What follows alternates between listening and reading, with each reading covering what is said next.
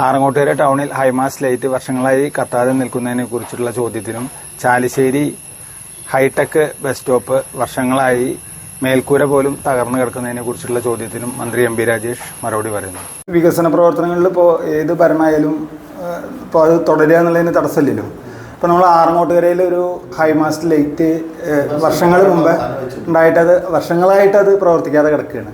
അപ്പോൾ അത് ഇതേവരെ റിപ്പയർ ചെയ്യാത്ത കാരണം കൊണ്ട് തന്നെ ആ സംഭവം അവിടെ ആളുകൾക്ക് അത് ഉപയോഗപ്പെടുന്നില്ല. ലക്ഷങ്ങൾ ചെലവാക്കിയ ഒരു സംഭവം ചെറിയ കാര്യമാണ്, നമുക്ക് നോക്കാം, ശ്രദ്ധയിൽപ്പെടാത്തതാണല്ലേ. അതേപോലെ തന്നെ ചാലിശ്ശേരിയിൽ സ്കൂളിൻ്റെ അവിടെയുള്ള ബസ് സ്റ്റോപ്പ് ഹൈടെക് ബസ് സ്റ്റോപ്പാന്നൊക്കെ പറഞ്ഞിട്ട് ജില്ലയിലെ എന്താ പറയുക ആദ്യത്തെ എന്നൊക്കെ പറഞ്ഞിട്ട് തുടങ്ങിയൊരു സംഭവമാണ്.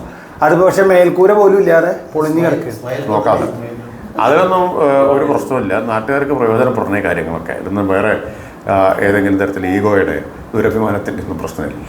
നോക്കാം, ഇത് ശ്രദ്ധയിൽ വന്നാൽ ഇത്തരം കാര്യങ്ങളിലെല്ലാം പരിഹരിക്കാനുള്ള നടപടി ഉണ്ടാവും.